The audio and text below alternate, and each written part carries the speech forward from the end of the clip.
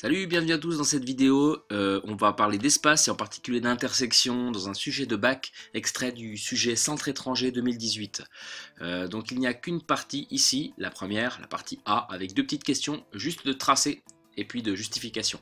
Mais ici, pas de calcul. Donc l'énoncé, je vous laisse en prendre connaissance, mais ce qui va nous intéresser surtout, c'est la figure. Sachant que ces données-là servent surtout pour la partie B. Donc, première question, sur la figure donnée en examen, construire sans justifier, ça c'est important, le sans justifier, donc le point d'intersection qu'on va appeler P du plan IJK, sachant que I est ici, J ici et K ici, du plan IJK et de la droite EH. La droite EH, c'est une droite qui fait partie de la face supérieure. Donc je vous laisse mettre sur pause, n'hésitez pas à utiliser les théorèmes qu'on a vu en classe, en particulier le théorème des plans parallèles et le théorème du toit. Ils sont vraiment très utiles pour tout ce qui est tracé, pas forcément toujours utile, mais en tout cas, ils sont assez pertinents. Et on en reparle dans quelques instants. Alors, le plan IJK, constitué de ces trois points, on va essayer de le déterminer un peu plus. Vous savez qu'un plan n'est pas constitué que de 3 points, mais d'une infinité de points. Et souvent, l'idée, c'est d'en récupérer quelques-uns qui nous permettent de mieux voir les choses. Alors, la droite EH, elle est là. Je vais peut-être commencer à la tracer, elle, puisqu'il n'y a pas de souci particulier. On parle évidemment pas d'arête, mais de droite. Et une droite, c'est infini. Et donc, la droite EH est ici.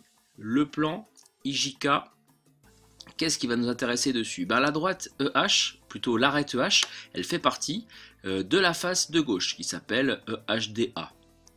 Et on se rend compte que le point I appartient à l'arête EA. Donc le point I est aussi sur la face de gauche. Le point J, pardon. Le point I fait partie de l'arête AD qui elle-même fait partie de la face de gauche. Donc le point I fait aussi partie de la face de gauche. Du coup, la droite IJ, qui fait partie du plan IJK évidemment, fait aussi partie de la face de gauche. Je vais tracer cette droite. Et donc tous les points de cette droite font partie de la face de gauche. En particulier, le point que je vais repérer ici. Ce point-là fait partie de la face de gauche. Il est à la fois sur la droite IJ, donc dans le plan IJK, et sur la droite EF. Et ben c'est exactement le point que je cherchais. C'est mon point P.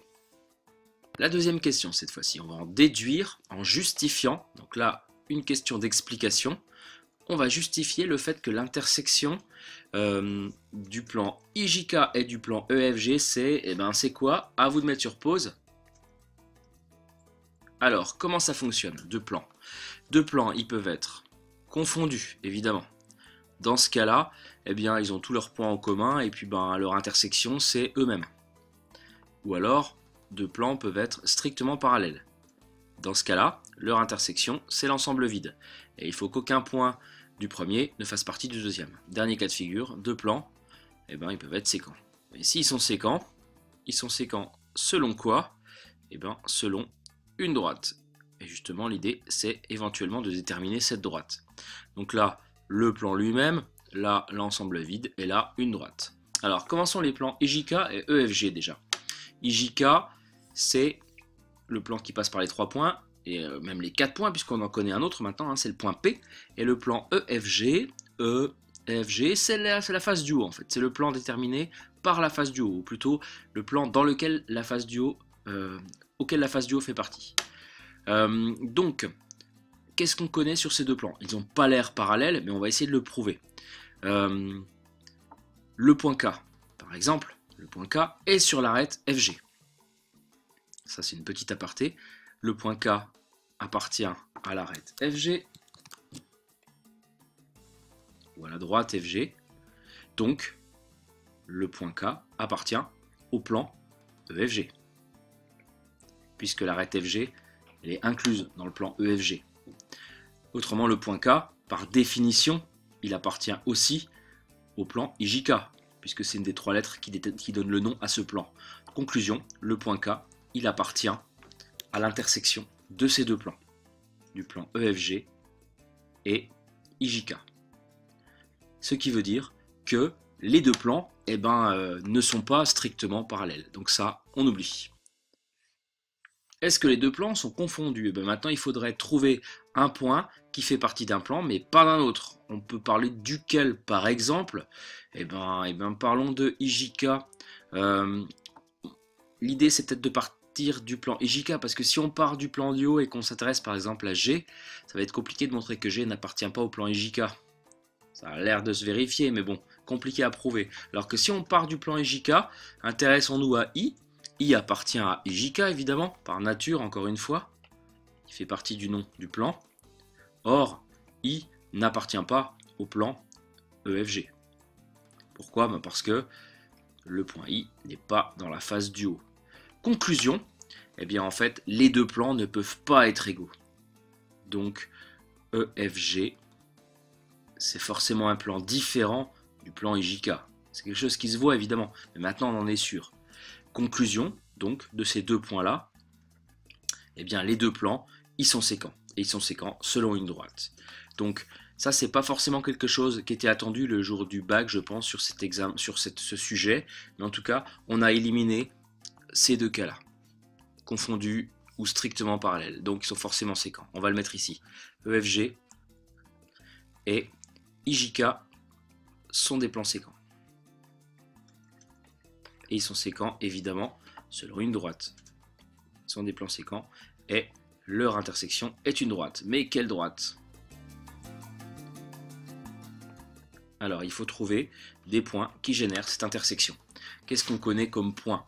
On connaît I, bon lui il est hors jeu, J aussi, K, K, on en a parlé, en fait c'est déjà ici, K il appartient aux deux plans. Or, K appartient à IJK par définition, mais il appartient aussi à EFG, puisqu'il est dans la face du haut. Pourquoi est-il dans la face du haut? Parce qu'il est sur l'arête FG, qui elle-même fait partie du plan du haut. En voilà un de points. Il nous en faut un autre. Et évidemment, on va utiliser qui? Vous avez vu le en déduire. Et bien on va utiliser le point P. Le point P, il appartient à IJK, puisqu'il fait partie de l'arête, ou plutôt de la droite IJ, qui elle-même est incluse dans le plan IJK. Et le point P, il fait aussi partie de la droite EH, qui est dans le plan du haut, le plan EFG. Donc en fait, il fait aussi partie de l'intersection de IJK et de EFG. Donc on a deux points qui font partie de l'intersection de ces deux plans. Conclusion, l'intersection de ces deux plans, c'est la droite PK. On va l'écrire comme ça, IJK, le plan inter-EFG, égale PK, la droite PK. Et voilà, donc l'intersection de ces deux plans, c'est cette droite que je vais tracer en vert pareil. Passe par P et ça passe par K. Question bonus. Question bonus, ça n'était pas posé sur ce sujet, en tout cas pas dans cette partie-là. Mais quelle est la section du cube par le plan IJK? Section du cube passant par IJ et K. On a déjà commencé, autant terminer le travail. Donc on a IJ, très bien. Le point P était nécessaire, passe par K. Grâce à lui, on trouve un point d'intersection ici. Donc je vais commencer à tracer en noir ma section. J'ai ce côté-là, celui-là, sur l'arête du haut, ceci. Et puis là par exemple, si je repars du bas, pourquoi pas, j'aurais pu rester à gauche. Je ne sais pas comment relier tout ça. Et là on va utiliser la propriété des plans parallèles. On a deux plans parallèles, face du haut, face du bas. Et la section coupe le plan du haut selon une droite. La droite là, la droite PK.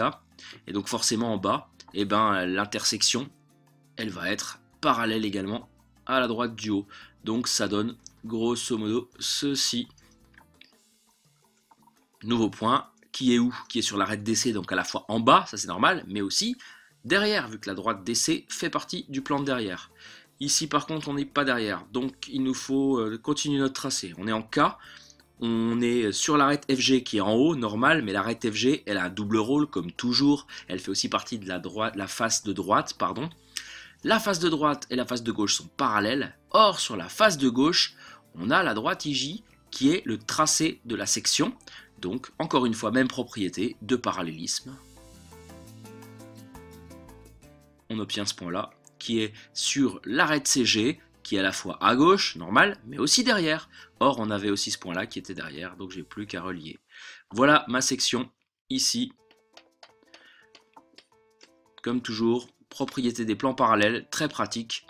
Ça, c'était du bonus, ce n'était pas demandé dans cette partie, mais en tout cas, ça complète un peu tout ce qu'on a dit.